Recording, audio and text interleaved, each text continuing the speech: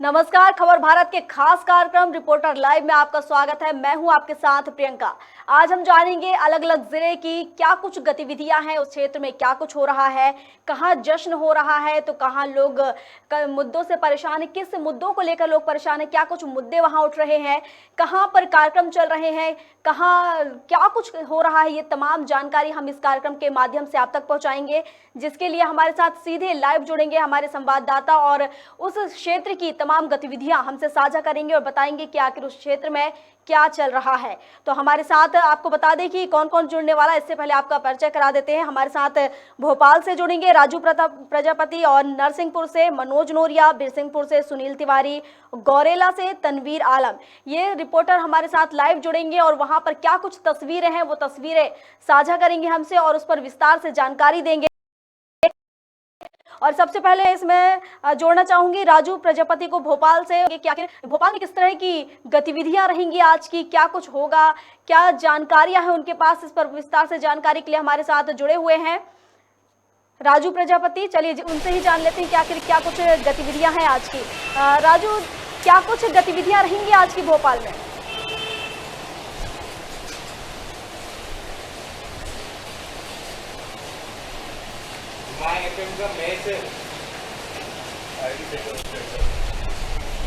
पानी भी आ रहा है यार, उधर तो पानी आ रहा ना, एक कदम और नीचे जाओ ना यार। फोन लगा दिया, फोन उठा लेना वहां से। आ जा। हम आपको बता रहे हैं रिपोर्टर लाइव, जहां पर अलग अलग क्षेत्रों से हमारे रिपोर्टर हमारे साथ जुड़ेंगे इस कार्यक्रम के माध्यम से और बताएंगे कि आखिर वहां पर आज की गतिविधियां क्या हैं, कहां पर कौन सा दौरा होगा और कहां पर जश्न मनाया जा रहा है, कहां किस प्रकार के मुद्दे उठ रहे हैं, कहां लोग किस तरह की समस्याओं से परेशान हैं, ये तमाम जानकारी हमें हमारे संवाददाता देंगे। जिस तरीके से अभी हमने देखा कि इससे पहले जो निकाय चुनाव चल रहे थे, काफी जोर शोर से उसके लिए प्रचार किया गया, काफी चुनौतियां रही दोनों सभी पार्टियों के लिए, काफी सभी पार्टियां मैदान में उतरी और जनता को साधने में जुट गई और कहीं ना कहीं जनता का विश्वास जीतने के लिए पूरा जोर लगा दिया। और अब चुनाव हो चुके हैं, परिणाम आ चुके हैं और अब किस तरह का विकास, किस तरह के मुद्दे, किस तरह के तैयारियां, ये सारी चीजें क्या कुछ चल रहा है अलग अलग क्षेत्रों में, ये तमाम जानकारी हमें देंगे हमारे संवाददाता जो हमारे साथ जुड़ेंगे और वहां से उनके क्षेत्रों से सीधी तस्वीरें हम तक और सीधी तस्वीर आप स्क्रीन पर देखेंगे कि वहां पर क्या कुछ चल रहा है। विस्तार से जानकारी देंगे हमारे संवाददाता। बता दें कि कई मूलभूत सुविधाएं हैं, कई मुद्दे हैं, कहीं जश्न मनाया जा रहा है, कहीं नेताओं के दौरे चल रहे हैं। ये तमाम जानकारियां क्या कुछ आखिर उस क्षेत्र में हो रहा है, क्या कुछ दिन भर की गतिविधियां रहेंगी, इस पर तमाम जानकारी विस्तार से चर्चा करेंगे हमारे संवाददाता जो कि हमारे साथ जुड़ेंगे। और आपको हम एक बार फिर बता दें कि कौन कौन से संवाददाता आखिर आज हमारे साथ जुड़ने वाले हैं और किस किस क्षेत्र की जानकारी हम आप तक पहुंचाने वाले हैं। तो चलिए आपको बता देते हैं कि हमारे साथ भोपाल से जुड़ेंगे राजू प्रजापति, इसके साथ ही अगर हम नरसिंहपुर की बात करें तो मनोज नोरिया हमारे साथ जुड़ेंगे, बिरसिंहपुर से सुनील तिवारी हमारे साथ जुड़ेंगे और छत्तीसगढ़ गौरेला से तनवीर आलम हमारे साथ जुड़ेंगे। ये हमारे सहयोगी हैं जिनके नाम हम अभी आपको बता रहे थे और ये जिले जहां की तस्वीरें आज हम आपको दिखाएंगे और वहां पर क्या कुछ चल रहा है उसकी तमाम गतिविधियां आप तक पहुंचाएंगे। हमारे संवाददाता ये पूरी जानकारी विस्तार से आप तक साझा करेंगे, आप तक पहुंचाएंगे। ये लाइव प्रोग्राम है रिपोर्टर लाइव, जिसमें सभी संवाददाता हमारे साथ जुड़ेंगे और वहां की गतिविधियां आपसे साझा करेंगे। हम अभी कुछ ही देर में आपको बताएंगे कि वहां पर आखिर क्या कुछ चल रहा है। और बता दें कि हमारे साथ हमारे संवाददाता लगातार जुड़ रहे हैं और हमारे साथ, चलिए पहले हम भोपाल की ओर रुख कर लेते हैं और राजू प्रजापति से ही जान लेते हैं कि आखिर भोपाल में क्या कुछ चल रहा है। राजू, भोपाल में क्या कुछ गतिविधियां हैं आज की? जी, आप तक क्या मेरी आवाज पहुंच पा रही है? ठीक,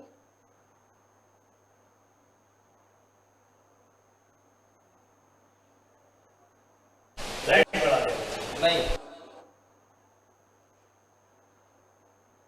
लगता है किसी तकनीकी कारण से हमारे सहयोगी की आवाज हम तक पहुंच नहीं पा रही है। हम जल्द ही आपसे रूबरू कराएंगे और बताएंगे कि आखिर क्या कुछ वो मुद्दे हैं, क्या कुछ तैयारियां हैं प्रशासन की, शासन की और क्या कुछ वहां पर गतिविधियां चल रही हैं। आखिर कौन आज किस दौरे पर होगा, कौन सा मुद्दा आज उठेगा, कहाँ जश्न मन रहा है, कहाँ क्या कुछ हो रहा है, ये तमाम जानकारी विस्तार से हम आपको देंगे, जिसमें हमारे सहयोगी हमारे साथ जुड़ेंगे और हमारे सहयोगी अपने अपने क्षेत्र से ये जानकारी आप तक पहुंचाएंगे।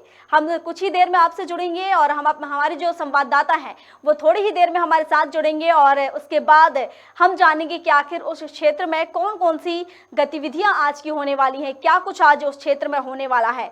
हालांकि हमारे सहयोगी हमारे साथ जुड़े हुए थे भोपाल से, लेकिन किसी तकनीकी कारण के चलते उनकी आवाज़ हम तक नहीं पहुंच पा रही है। लेकिन थोड़ी ही देर में हम आपको सीधी तस्वीरें दिखाएंगे हमारे संवाददाता के क्षेत्र से कि आखिर वहां पर किस तरह की तस्वीरें वो देख पा रहे हैं।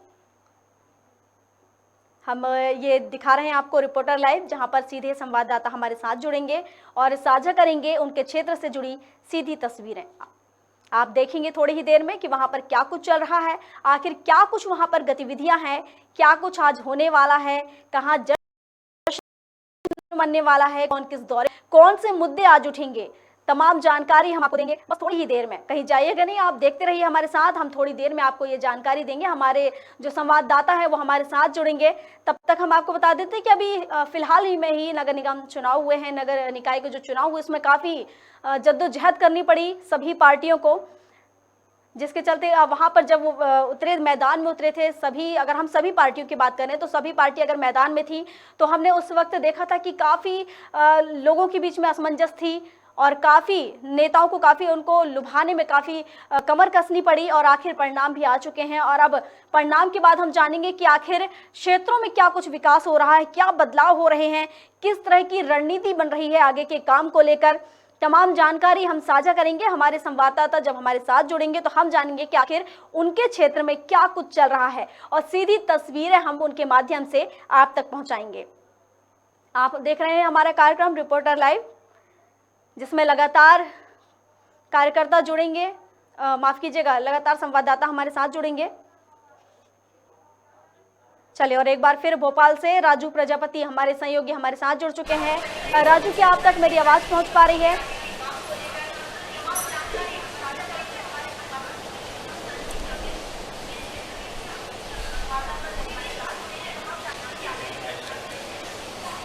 राजू, क्या आप तक मेरी आवाज पहुंच पा रही है?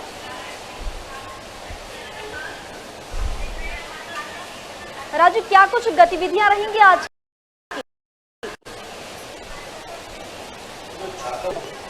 जी आ रही है जी, भोपाल की आज की क्या कुछ गतिविधियां रहेंगी?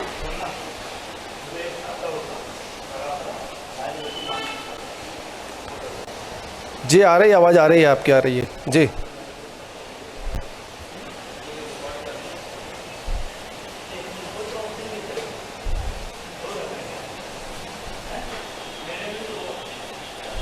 राजू, आज की अगर हम भोपाल की बात करें तो क्या कुछ गतिविधियां होंगी भोपाल में आज?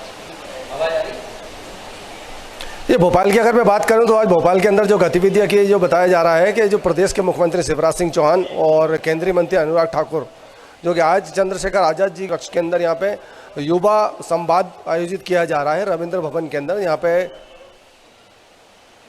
जी, तो क्या ये जो महापंचायत कहा जाएगा, यूथ को साधने के लिए महापंचायत का आयोजन किया जा रहा है, तो क्या कुछ मुद्दे इसमें खास रहेंगे? जी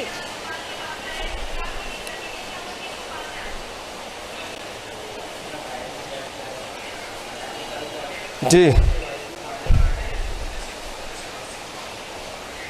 इसके अलावा हम बात करें तो क्या कुछ मुद्दे होंगे जिस पर आज गतिविधियां चलेंगी? जी क्या? जी जी युवाओं के लिए कि प्रदेश के मुख्यमंत्री शिवराज सिंह चौहान पहले भी कई प्रकार की घोषणाएं कर चुके हैं और इस बार भी इनके युवाओं के लिए जो फोकस है 2023 के विधानसभा चुनाव के मद्देनजर देखा जा रहा है, क्योंकि लगातार युवाओं को साधने का प्रयास कर भारतीय जनता पार्टी, क्योंकि युवाओं ने बढ़ चढ़कर इस नगरीय निकाय और बात की जाए तो उसके अंदर बढ़ चढ़कर हिस्सा लिया था और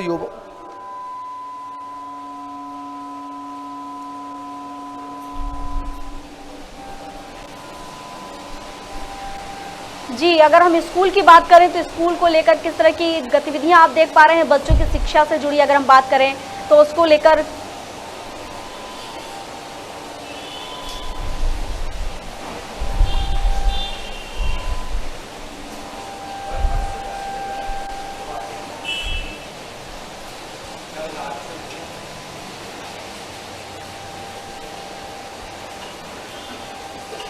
चलिए, आपका शुक्रिया तमाम जानकारी जी के हाँ, लिए। स्कूल की अगर बात की जाए तो लोक शिक्षण संचालनालय के द्वारा एक आदेश जारी किए गए हैं सभी डीओ को मध्य प्रदेश के अंदर, जो कि कोरोना काल के अंदर जो माता पिता अभिभावक थे या वो इस दुनिया के अंदर नहीं रहे, कोरोना काल के कारण उनकी मृत्यु हो गई है, तो उनके जो बच्चे हैं जिस स्कूल के अंदर वो अध्ययनरत थे, उस अध्ययनरत के कारण अब वो दोबारा पढ़ाई नहीं कर पा रहे। इसलिए प्रदेश की जो सरकार है लगातार संपर्क साधने का प्रयास कर रही है और उनसे कह रही है कि जो भी बच्चे हैं जो स्कूल नहीं जा पा रहे हैं उनको दोबारा से पुनः उसी स्कूल के अंदर प्रयास किया जाएगा कि वहाँ पे दोबारा से वो अध्ययन कर सकें और उनकी पढ़ाई को पूरी कर सकें। इस प्रकार के जो एक पत्र है जो पूरे मध्य प्रदेश के अंदर जितने भी डीईओ हैं सारे लोगों को पत्र लिखकर ये अवगत करवा दिया गया है प्रदेश सरकार के द्वारा कि लगातार जो भी बच्चे हैं उनको पढ़ाई से किसी भी प्रकार से वंचित नहीं रखा जाए। जी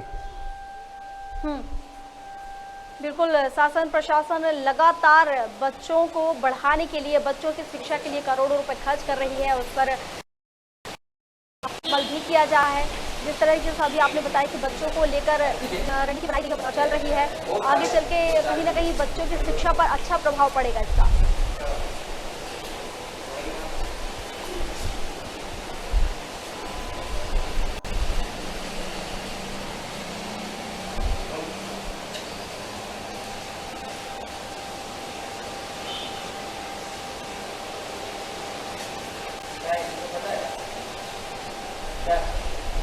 जी जी जी, प्रदेश सरकार के द्वारा ये पहल की जा रही है कि जो बच्चे शिक्षा से वंचित हैं उनको किसी भी प्रकार से पढ़ाई और उनका अध्ययन जो है छूट गया है, इस कारण उनकी पूरी पढ़ाई की जाए। लेकिन वहीं दूसरी ओर अगर देखा जाए तो कांग्रेस पार्टी ने भी लगातार आरोप लगाया है कि कोरोना काल के समय से लेकर अब तक लगभग 10,000 मध्य प्रदेश के अंदर ऐसे स्कूल हैं जो बंद हो चुके हैं और उनके अंदर पढ़ाई नहीं हो पा रही और कई स्कूल ऐसे हैं जो बरसात के कारण उनकी छत टपक रही है। ऐसे भी कई दृश्य देखने को सामने आ चुके हैं। जी शुक्रिया आपका जानकारी के लिए। हम आपको दिखा रहे हैं रिपोर्टर लाइव, जहां पर हमारे सहयोगी हमारे साथ जुड़े हुए हैं। हमें अभी आपको तस्वीरें दिखाई भोपाल से, जहां पर हमारे सहयोगी जुड़े हुए थे, जिन्होंने बताया कि शिक्षा को लेकर एक अच्छी पहल, और उसके साथ ही उन्होंने बताया कि सीएम शिवराज आज यूथ को के लिए यूथ महापंचायत करने जा रहे हैं। इसमें युवाओं को आगे बढ़ाने के लिए, आत्मनिर्भर भारत बनाने के लिए ऐसे कई मुद्दे हैं जिन पर विशेष फोकस रहेगा।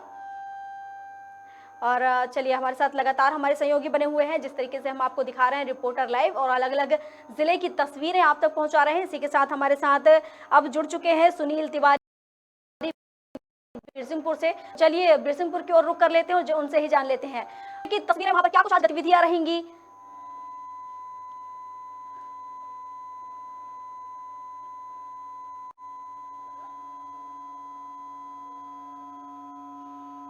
सुनील, आपकी आवाज हम तक पहुंच नहीं पा रही है।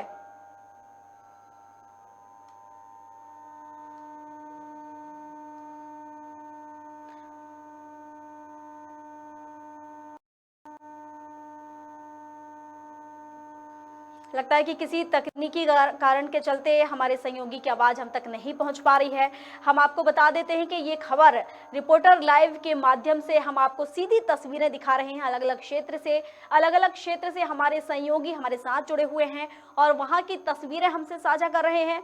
वहाँ पर क्या कुछ मुद्दे उठ रहे हैं, क्या कुछ रणनीतियाँ बन रही हैं, क्या कुछ हो रहा है, वहाँ पर किस तरह की गतिविधियाँ हैं, क्या कुछ दौरे हैं, क्या कुछ कार्यक्रम हो रहे हैं, सभी जानकारियाँ हमारे रिपोर्टर हम तक पहुँचा रहे हैं।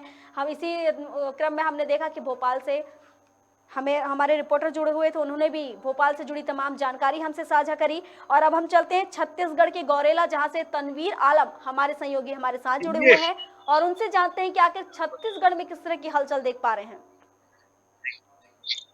जी बिल्कुल, देखिए अगर मैं छत्तीसगढ़ के गौरेला की बात करूं या पूरे छत्तीसगढ़ राज्य की बात करूं या मैं ये अगर कहूं कि मैं देश की बात करूं तो ये कोई कम बड़ी बात नहीं होगी, क्योंकि देखिए जो आजकल की जो सबसे ज्यादा जो समस्या बनी हुई है वो जो आवारा पशुओं को लेकर समस्या बनी हुई। लगातार कई घटनाएं सामने आती रहती, जैसे कि हाल ही में अभी गौरेला की अगर 2-3 मैं घटनाओं की बात करूं, कोटमी में 8 गायों के एक ट्रक के द्वारा बेरहमी से रौंदा गया, जिसमें 8 गायों की मिनिमम हत्या हो चुकी थी। तो उसके कुछ दिन बाद ही फिर एक गांव में फिर 3 गायों को ट्रक के द्वारा रौंदा गया। तो ऐसी समस्याएं लगातार जिले में बनी हुई है। और सबसे बड़ी जो समस्या है बरसात को लेकर, जो बिजली की समस्या आए दिन लगातार बनी होती है, जिसके लिए कल बीजेपी के कार्यकर्ताओं ने कुछ घेराव भी किया था बिजली ऑफिस का और अपना आवेदन भी देखी कि बिजली की जो ये आंख मिचौली है ये लगातार जिले में बनी रहती है। क्या भूपेश सरकार बिना बताए बिजली काट रही है, ऐसा इस प्रकार का आरोप लगाया। और हमारे साथ कुछ लोग मौजूद भी हैं, हम उससे बात भी करेंगे इस बारे में कि किस प्रकार की समस्या हमारे गांव के लोगों में है। जी क्या नाम है आपका? पुष्पेंद्र त्रिपाठी। तो कल आप लोगों ने बिजली की समस्या को लेकर किसी प्रकार का घेराव किया था, क्या था पूरा मामला? लगातार हमारे जो क्षेत्र में अघोषित बिजली कटौती चल रही है, जिसके कारण से यहाँ बेचारे किसान अपने पंपों को चालू नहीं कर पा रहे हैं। क्या है, मौसम का भी सही समय नहीं रहता, जिस वजह से क्या हो रहा है कि बेचारे किसान खेती किसानी अच्छे से नहीं कर पा रहे थे। तो इस वजह से पंप लगा के वह अपनी खेती किसानी को अच्छे से करने का प्रयास करते हैं, लेकिन अघोषित बिजली कटौती की वजह से लगातार उनको भी पानी भराव करने में दिक्कत आ रही है। और नगर में भी लगातार क्या कहते हैं, बिजली की समस्या की वजह से पानी की अव्यवस्था भी हो रही है और कारखानों में भी दिक्कत आ रही है। इसलिए इसी सब को विषय को लेकर हमने कल धरना किया। तो जैसा कि आप देख सकते हैं कि अभी मेरे साथ बीजेपी के कुछ कार्यकर्ता थे, बिजली के उन्होंने धरना भी किया था। जी तनवीर, आपके साथ कुछ और भी लोग पीछे नजर आ रहे हैं, हम चाहेंगे कि उनसे भी जानने की कोशिश कीजिए कि आखिर वो किस तरह से परेशानियों से जूझ रहे हैं और क्या उनकी परेशानियों का अब तक कोई निराकरण हो पाया या फिर अभी भी उनको इंतजार है। जी, मेरे साथ कुछ और लोग मौजूद है, जैसा कि मैं उनसे बात करना चाहूंगा। क्या नाम है आपका? अफाक अहमद। अशफाक अहमद जी, ये बताइए आप लोग पेशा क्या है आपका? गाड़ी चलाना। गाड़ी चलाना। जैसा कि जिस तरीके से जिले में जो समस्याएं बनी हुई हैं, गायों को लेकर, आवारा पशु को लेकर काफी दिक्कतें का सामना करना पड़ता है, तो किस प्रकार की दिक्कतें आती हैं आवारा पशु को लेकर? क्या करेंगे सर, बहुत दिक्कत हो रही है, गाड़ी चलाना मुश्किल हो रहा, रात बिरात एक्सीडेंट हो रहा। मोटरसाइकिल में उस दिन हम परसों बच गए। आवारा बिल्कुल गाय को ऐसे छोड़ दिया जाता है, कोई एक्शन लिया नहीं जाता, परेशानी हमको हो रही है। तो देख रहे हैं मेरे साथ और भी लोग हैं गाय कि रखने वाला आदमी गाय को संभाल के नहीं रख रहा है, बस छोड़ देता है, जाइए आप रोड में रहिए। उसकी समस्या समाधान कब होगी पता नहीं चल रहा है। ये समस्या का समाधान कब होगा? आप क्या नाम है आपका? सुहेल फजल अंसारी। सुहेल फजल अंसारी, ये बताइए कि आपका पेशा क्या है? गाड़ी का व्यवसाय। अच्छा, गाड़ी का व्यवसाय। ये बताइए कि गाड़ी आप चलाते हैं, जिस तरीके से अभी जो हमारे नगर की हम बात करें, जिले की बात करें, तो सबसे बड़ी जो समस्या आ रही है आवारा पशुओं को लेकर समस्या आ रही है, उस पर आप क्या कहना चाहेंगे? हमारा पशुओं का क्या है, सरकार जो कहती है कुछ करती है नहीं। अच्छा। और पशु रोड में पड़े रहते हैं और वाहन आ रहा, एक्सीडेंट हो रहे हैं, उसका कोई समाधान ना है ना निकलेगा कभी, क्योंकि सरकार है निकम्मी। तो जिस तरीके से आप देख सकते हैं कि लगातार लोगों का यही कहना है कि जो जिले की जो सबसे बड़ी समस्या बनी हुई है वो आवारा पशुओं को लेकर बनी हुई। पशुओं को लेकर भी जो एक चीज मैं यहाँ पे बताना चाहूंगा, की सरकार, कांग्रेस की सरकार, मुख्यमंत्री भूपेश बघेल की जो एक योजना है रोका छोका योजना के लेकर मुख्यमंत्री भूपेश बघेल ने सभी जिलों के और सभी गांव में ये प्रशासनिक को ये आदेश दिए थे कि रोका छेका के तहत जानवरों को खुले जानवर जो आवारा पशु जो सड़क पे रहते हैं उनको प्रशासन के द्वारा, नगरीय निकाय के द्वारा उनको पकड़कर कांजी हाउस में रखा जाए या गौठान में रखा जाए। कुछ दिन पहले नगरीय प्रशासन गौरेला की तरफ से ये मुहिम चलाई गई थी, कुछ जानवरों को पकड़ा गया, लेकिन वो सिर्फ मुझे लगता है कहीं ना कहीं एक दिखावे की मुहिम थी, क्योंकि कुछ जानवरों को पकड़ा गया, एक दिन दो दिन दिखाई दिए प्रशासन के लोग, उसके बाद जानवर आज भी सड़कों में लगातार बने हुए। और यहाँ पे मैं आपको एक चीज और बताना चाहूंगा, अभी कुछ दिन पहले हाल ही में मुख्यमंत्री जी ने एक घोषणा और की है कि अब गौमूत्र की भी खरीदी होगी। मतलब मुख्यमंत्री की अगर मैं बात करूं, छत्तीसगढ़ शासन की बात करूं, तो छत्तीसगढ़ शासन की तरफ से लगातार ये प्रयास किए जा रहे हैं कि किसी भी तरीके से जो गांव के जो समस्या है, जो पूरे देश की जो समस्या है आवारा पशुओं को लेकर सबसे बड़ी जो समस्या, तो तरह तरह की योजनाओं के माध्यम से ताकि लोग अपने जानवरों को अपने घर पर सुरक्षित रखें और सुरक्षित रखकर उसके जैसे गोबर खरीदी गवर्नमेंट कर रही है यहाँ पे, और गौमूत्र खरीदने की भी योजना की गई है। इस गौमूत्र और गोबर खरीदने के जानकारी के लिए हम अपने साथ और कुछ लोगों से बात करते हैं, वो ज्यादा विस्तार से बताएंगे कि किस प्रकार की योजना है गौमूत्र योजना और ये गोबर खरीदी योजना। जी, गोबर की योजना जो है वो खाली मिट्टी में मिलती हुई दिख रही है, क्योंकि उसमें मट्टी ही मट्टी मिल रहा है, बाकी कुछ नहीं है। और रही बात क्या कहते हैं, गौमूत्र की, तो गौमूत्र को टेस्ट करने के लिए अपने यहाँ किसी प्रकार का प्रशिक्षण केंद्र नहीं है। अगर कोई किसी मूत्र का भी अगर मिलाव कर देता है तो उसका प्रशिक्षण पे नहीं किया जा पाएगा।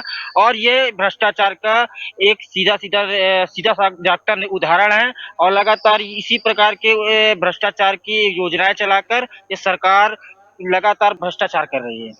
नहीं तो सरकार भ्रष्टाचार कर रही है, ये बात आप तो खैर बोल रहे हैं ठीक बात है, लेकिन ये बताइए जिस प्रकार से आवारा पशु की जो समस्या है जिले में या पूरे राज्य में या मैं पूरे देश की बात करूं तो हर जगह ये समस्या आवारा पशु को लेकर, तो गवर्नमेंट की तरफ से जो योजनाएं हैं, जैसे मैंने आपको बताया गोबर खरीदी योजना है, 2 रुपए किलो के रेट से छत्तीसगढ़ में गोबर खरीदी जा रहा है, और अभी कुछ दिन पहले मुख्यमंत्री जी ने घोषणा की कि गौमूत्र भी खरीदेंगे। उसके बावजूद लोग अपने जानवरों को सड़कों पर छोड़ रहे हैं, जिसकी वजह से आए दिन दुर्घटनाएं होती रहती है और होती ही है। केवल जो स्थानीय प्रशासन है वो किसी प्रकार का ध्यान नहीं दे रहा है। इस कारण से सब चीजें हमारा पशु में अगर कड़ी से कड़ी कार्रवाई की जाए, जो पशु जो रखते हैं वो उनका अच्छे से ध्यान रखें, तो किसी प्रकार की समस्या नहीं आएगी, क्योंकि जागरूक लोग हैं। अगर किसी प्रकार की थोड़ी सी प्रशासन अगर कड़ाई करता है तो वाजिब सी ये समस्या दूर हो सकती है, लेकिन इस सरकार की मंशा ही नहीं है। यह सरकार अगर मंशा केवल अपने डींगे मारती है और यूपी से लेके सब जगह अपने क्या कहते हैं केवल एक उदाहरण पेश करने का प्रयास करती है, जिसका किसी प्रकार से कार्यों के प्रति कोई भी वो नहीं है, सराधार नहीं है। मैं आपसे एक बात जानना चाहूंगा, जैसा कि आपने कहा कि सरकार अगर इसको कड़ाई से लागू करे, आपकी नजरों में वो कैसी होनी चाहिए? क्योंकि सरकार तो नगरीय प्रशासन को और प्रशासन को ये अधिकृत कर चुकी है कि जानवरों को पकड़ कर करे, लेकिन उसके बावजूद जो पशु मालिक होते हैं जानवरों को संरक्षण नहीं पाते हुए आवारा, तो कैसा कड़ाई करनी चाहिए ताकि पशु जो मालिक है, जो आवारा पशु जो रोड पे हैं जिनके, उनके पशु उनके संरक्षण में रहे, किस प्रकार की कार्रवाई करना चाहिए प्रशासन को? अगर 1 या 2 बार प्रशासन द्वारा उसको पकड़कर अपने स्थानों पर रखना चाहिए, और अगर तीसरी बार अगर वही पशु अगर पकड़ाता है तो उसको राजसात करने के लिए सरकार को नियम बनाना चाहिए, तो इससे लोगों के अंदर जागरूकता आएगी और डर का भाव, थोड़ा सा प्रशासन के दबाव बनेगा। अभी केवल क्या कहते हैं प्रशासन द्वारा केवल हल्ला, नगर के अंदर हल्ला कर दिया जाता है कि आपकी किसी प्रकार की गाय कोई घूम रही है तो उसको रख लें तो कार्रवाई की जाएगी, केवल केवल अनाउंसमेंट किया जाता है, बाकी किसी प्रकार का कोई काम नहीं होता। मैं यहाँ पे आपको बताना चाहूंगा, कुछ दिन पहले यहाँ जी बिल्कुल, कुछ दिन पहले यहाँ पे जी बिल्कुल हम देख पा रहे हैं कि जिस तरीके से भले ही प्रशासन की तरफ से कहा जाए या फिर वहां पर बैठे सीएम की तरफ से किया जाए, कई योजनाएं चलाई जा रही है। जैसे कि अभी आपने कहा कि रोका छोका योजना के अंतर्गत जो पशु हैं उनको गोठानों में रखा जाता है, उन्हें और उनको रखने के लिए कई योजनाएं चलाई जा रही हैं, जैसे कि गोबर की खरीदी, गौमूत्र की खरीदी, कई योजनाएं चलाई जा रही है। लेकिन उसके बाद भी जो नीचे बैठे अधिकारी, हम ये कह सकते हैं कि जो अधिकारी विभाग में बैठे हुए कहीं ना कहीं उनकी लापरवाही है, जिसके चलते वहां की जो योजनाएं निकाली जा रही है, योजनाएं संचालित हो रही हैं, उसका सही से क्रियान्वयन नहीं हो पा रहा है। शुक्रिया गौरेल से जुड़ने के लिए आपका। तनवीर आलम हमारे साथ जुड़े हुए हैं अलग क्षेत्र से रिपोर्टर। हम आपको बता देते हैं कि अब हमारे साथ जुड़े हुए हैं नरसिंहपुर से मनोज नोरिया। तो चलिए नरसिंह की ओर रुख कर लेते हैं और नरसिंहपुर की क्या कुछ तस्वीरें हैं, लोग किस तरह की समस्याओं से परेशान हैं, सीधे जानते हैं मनोज नोरिया से। मनोज, किस तरह की तस्वीरें वहां आप देख पा रहे हैं? क्या कुछ आज की गतिविधियां होंगी, किसके कहां दौरे हैं, क्या कुछ तमाम जानकारी विस्तार से बताइए।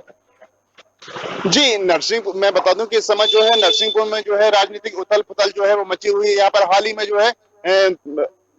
में जो है जिला पंचायत, जनपद पंचायत और नगर पालिका के जो चुनाव है वो अभी हाल ही में हुए हैं। इसके पहले जो है प्रत्याशी जब यहाँ पर जो प्रत्याशी थे उस समय जो है वार्डों में काफी काम कर रहे थे, जहाँ पर नाली साफ सफाई ये सब काम चल रहे थे। पर चुनाव होने के बाद जो ये स्थिति बनी हुई है कि लगातार जो है नरसिंहपुर में बरसात जो है वो जारी है, जिससे कि लोगों के घरों में जो है पानी घुस रहा है और जहां तहां देख रहे हैं कि गंदगी का आलम भी है।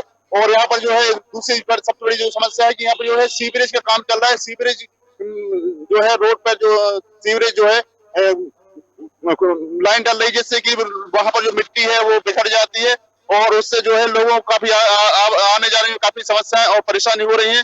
और यहाँ पर बात की जाए यहाँ पर जो बात की जाए गौवंश की, तो जो गौवंश जो है वो लगातार रोडों पर जो है बैठा जाता है, जिससे कि कुछ समय पूर्व ही, अभी 2 दिन पूर्व यहाँ पर एक बहुत भयंकर एक्सीडेंट हुआ था, जिसमें 7 जो गौवंश है उनकी मौत हो गई थी। एक ट्रक है वो टक्कर से 7 गौवंश की मौत हो गई थी। हमारे साथ कुछ लोग मौजूद हैं, हम उनसे जानेंगे नरसिंहपुर शहर का हाल। हमारे साथ हैं अमन नौरिया जी, हम उनसे जानेंगे कि अभी वर्तमान में नरसिंहपुर जो जिला है उसका क्या हाल है, क्या समस्या के माध्यम से पूरे मध्य प्रदेश की कहना चाहता हूँ कि मध्य प्रदेश जिले की जो स्थिति है वर्तमान में बहुत ही विषम परिस्थितियों से नरसिंहपुर जिला और यहाँ की जनता जूझ रही है। यहाँ के जिले की जो मूलभूत समस्याएं हैं उनकी कहीं कोई सुनवाई नहीं हो रही है। लोग आमतौर पर जन सुनवाई के माध्यम से जिस तरह से अपनी समस्याएं लेकर यहाँ आते थे, वो महीनों भटकने के बाद भी आज तक उनकी समस्याएं नहीं हो रही हैं, पूर्ण समाप्त नहीं हो रही। और यहाँ तक स्थिति है कि अभी जो नगर निकाय चुनाव हुए और जिला पंचायत के चुनाव हुए, इन चुनावों में जब प्रत्याशी आम जनता के बीच जाते थे तो लोगों की समस्याएं बतौर सामने आती थी, मगर स्थिति ये है कि चुनाव हो जाने के बाद भी समस्या ज्यों की त्यों बनी हुई हैं। अभी चंद रोज पहले जिस तरह से समस्याएं आई हैं और लोग अपनी बातें कह रहे हैं, जनप्रतिनिधियों से कह रहे हैं, चुनाव के बाद जो जिम्मेदार जनप्रतिनिधि हैं वह भी इन समस्याओं को लेकर प्रशासनिक स्तर पे उन्हें हल कराने की कोई प्रयास नहीं कर रहे हैं। बात की जाए यहाँ पर जो हाल ही में अभी राजनीतिक जो है उथल पुथल मची हुई है, हाल ही में जो है नगर पालिका और में जो है अभी क्या कहेंगे उस पर? नहीं, दरअसल यहाँ पे जो राजनीतिक दलों की जो गुटबाजी है उसके नतीजे नरसिंहपुर जिले, नरसिंहपुर की जनता और अन्य लोग देख रहे हैं और समझ भी रहे हैं। सोशल मीडिया पे जिस तरह के विवाद सामने आ रहे हैं और लोग एक दूसरे को जिस तरह से छींटाकशी कर रहे हैं, मारपीट कर रहे हैं, गाली गलौज कर रहे हैं, नरसिंहपुर जिले की स्वच्छ राजनीति के लिए इस तरह का जो वातावरण नरसिंहपुर शहर और जिले में बना है, यह अच्छे राजनीतिक नरसिंहपुर की जो युवा पीढ़ी है इसको एक संदेश नहीं दे रहा है। ये थे हमारे साथ अमन औरिया जी। उनका साफ कहना है कि जो अभी नरसिंहपुर राजनीतिक जो उथल पुथल मचा हुआ है, जो चीटाकटी हो रही है, उससे जो है राजनीतिक माहौल जो है वो खराब हो रहा है। जी मैं आपको बीच में रोकना चाहूंगी, धन्यवाद आपका। हमारे साथ छत्तीसगढ़ से भी जुड़े हुए हैं, तो उनसे हम बात कर लेते हैं। छत्तीसगढ़ से स्टेट हेड हमारे साथ जुड़े हुए हैं रायपुर से। हम चलते हैं सीधे छत्तीसगढ़ की राजधानी रायपुर और जानते हैं कि आखिर वहां पर क्या कुछ चल रहा है। तो सीधे हम बात करेंगे वहां के जो हमारे साथ जुड़े हुए हैं स्टेट हेड सचिन श्रीवास्तव, उनसे हम जानेंगे कि आखिर वहां पर वो किस तरह की तस्वीरें देख पा रहे हैं और क्या कुछ आज वहां पर देखने को मिल रहा है। आज दिन भर का क्या कुछ रहेगा कार्यक्रम। जी सचिन जी।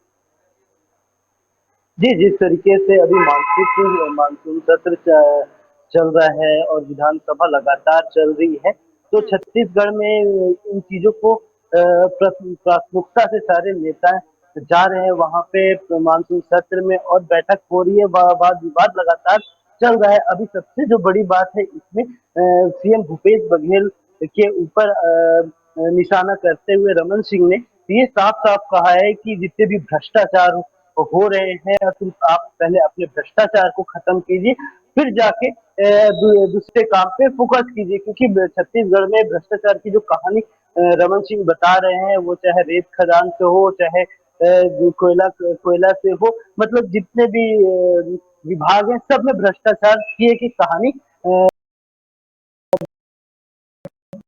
हैं और मुख्यमंत्री लगे हुए हैं। वहीं पे अभी जो टीएस सिंहदेव ने कुछ समय पहले ही पंचायत मंत्री से अपना इस्तीफा दिया था, वो उनकी जगह रविंद्र चौबे जो पहले से एक कृषि मंत्री थे उनको दे दिया गया है पद पंचायत मंत्री का भी। और इसके बाद अब देखने वाली बात ये रहेगी कि इसमें लगातार जिस कार्य से नाराज होके टीएस सिंहदेव ने अपना इस्तीफा दिया था, वो कार्य पूरा होता है कि नहीं, क्योंकि उन्होंने 4 पेज पे अलग अलग पॉइंट को लिखते हुए उन्होंने इस्तीफे में अलग अलग पॉइंट को हाईलाइट किया था कि ग्राम पंचायत में प्रधानमंत्री आवास योजना को लेके जो फंड आए थे वो रिलीज नहीं हो रहे हैं, जो अलग अलग जगह पे जो घर बनने थे वो नहीं बन पा रहे हैं, और कई जो कार्य हैं जो अधिकारी उनकी बात नहीं सुन रहे हैं। वो लगातार अपील करते रहे मुख्यमंत्री से और उनके अपने सरकार से कि उनको ये कई सारे फंड चाहिए जिससे हम विकास के कार्यों में हम आगे बढ़ पाएंगे, मगर विकास नहीं हो पा रहा है। इसके कारण टीएस सिंहदेव ने इस्तीफा दिया था पंचायत मंत्री से, मगर अभी जो पंचायत मंत्री बने हैं उनको देखने वाली बात है कि वो कार्य फिर से होता है कि नहीं, क्योंकि अभी तक जो कार्य रुके हुए हैं जिसके कारण एक मंत्री इस्तीफा दिए, तो वो कार्य के लिए सब गंभीर बात है कि उस कार्य को फिर से कैसे शुरुआत से देखा जाता है या फिर कार्य करते हैं। और आज मुख्य और लगातार ईडी का जो जांच चल रही है उसको भूपेश बघेल लगातार छत्तीसगढ़ में आंदोलन कर रहे थे, आज उसको लेके दिल्ली भी गए हुए हैं, उनकी बैठक है, तो वो भी देखने वाली बात है कि वो दिल्ली में जाके क्या करे, क्योंकि छत्तीसगढ़ से कांग्रेस के बहुत सारे कार्यकर्ता और बड़े नेता भी दिल्ली में उपस्थित हैं। तो लगातार जो ईडी की जांच चल रही है उसको भी लेकर एक बड़ा सवाल आज दिन दिन भर में छत्तीसगढ़ में, और विधानसभा सत्र को लेके भी मुख्यमंत्री ने एक चीज और क्लियर किया था इसमें कि हम जो रोजगार हम जब स्थिति छत्तीसगढ़ की पूरे देश की कोरोना में हालत खराब थी, वहां पे छत्तीसगढ़ सब रोजगार में सबसे आगे था और सबको रोजगार दिया। और रोजगार देने के बाद अभी उन्होंने मुख्यमंत्री ने एक शिक्षकों के लिए 10,000 पद के लिए भी बात कही है विधानसभा सत्र में। इसके साथ ही साथ जो नेता जितने भी नेता विधानसभा सत्र में बैठ रहे हैं, लगातार आरोप प्रत्यारोप का सिलसिला जारी है, मानसून सत्र लगातार चल रहा है। जी बिल्कुल सचिन, जिस तरीके से आपने कहा कि विकास नहीं हो रहा है, भ्रष्टाचार हो रहा है, लगातार इस तरह की तस्वीरें सामने आ रही है। अभी गौरेला से भी हमारे साथ जुड़े हुए थे तनवीर आलम, उन्होंने भी बताया कि वहां पर किस तरीके से योजनाओं को पलीता लगा रहे हैं जो अधिकारी हैं उस विभाग में बैठे।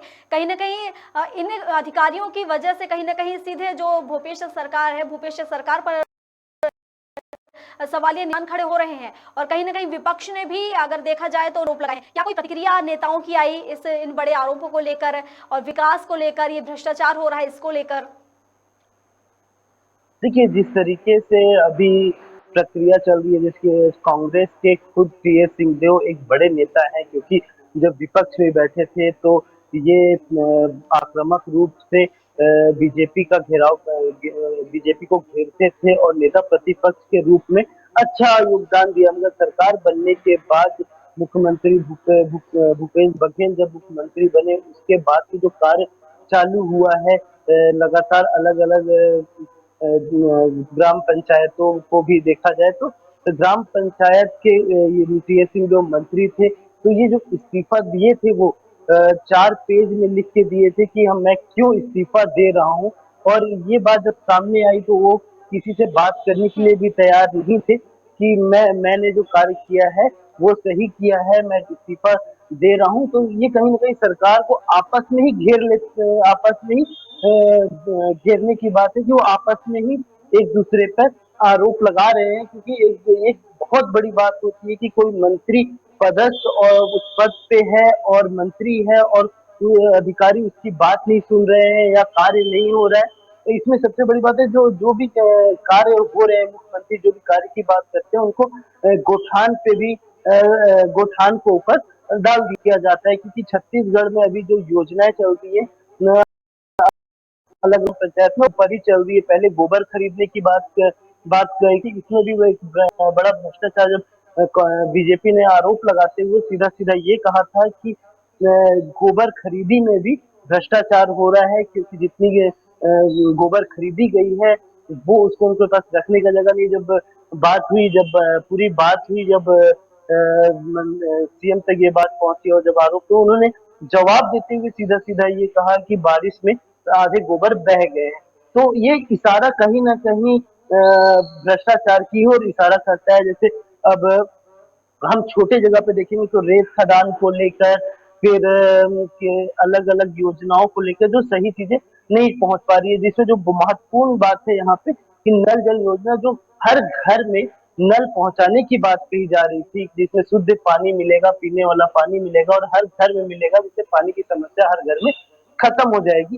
तो यहाँ पे इस योजना के तहत काम तो चालू हुआ, ठेकेदारों ने हर घर में नल भी लगाने के कार्य चालू हो गया, मगर उन्हीं के जो पैसे सरकार के पास से जाने थे वो पैसे आज भी वैसे ही रुक गए। कई करोड़ों का लॉस यहाँ पे ठेकेदारों को सहना पड़ रहा है। जी सचिन, बिल्कुल सही कहा आपने। जिस तरीके से जो भी योजनाएं अभी आपने बताई हैं, जो भी भ्रष्टाचार हो रहा है, जो भी आपने बताया है, केवल योजनाएं बनाकर छोड़ देना इसका कहना चाहिए हल नहीं निकल जाता, और इन योजनाओं का समय समय पर परीक्षण होता रहना चाहिए, जिसके चलते जो अधिकारी हैं वो भी कहीं ना कहीं सचेत रहेंगे और विकास की जो रफ्तार है कहीं ना कहीं तेजी से बढ़ पाएगी। मैं आपसे एक सवाल पूछना चाहूंगी। जैसे कि मुझे जानकारी है, मोहम्मद शरीफ हमारे सहयोगी जुड़े थे, उन्होंने बताया था कि आज सीएम भूपेश का दिल्ली दौरा है और इसके साथ ही आज उनके कई कार्यक्रम में शामिल होने वाले हैं वो रायपुर की, अगर हम बात करें।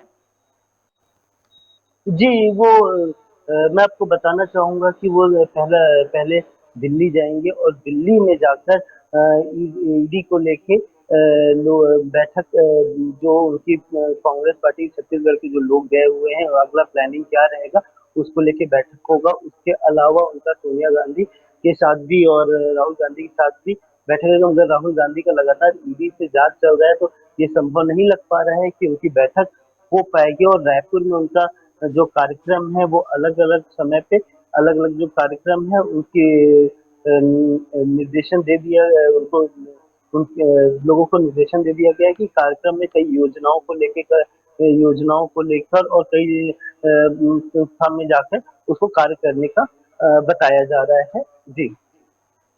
बहुत बहुत शुक्रिया आपका तमाम जानकारी साझा करने के लिए सचिन, और हमारे साथ जुड़ने के लिए। हम आपको दिखा रहे थे ये रिपोर्टर लाइव, जहां पर अलग अलग क्षेत्र से, अलग अलग जगह से हमारे संवाददाता हमारे साथ जुड़े हुए थे और वहां से सीधी तस्वीरें साझा कर रहे थे। फिलहाल रिपोर्टर लाइव में बस इतना ही। अधिक अपडेट के लिए आप बने रहिए खबर भारत के साथ और देखते रहिए खबर भारत। नमस्कार।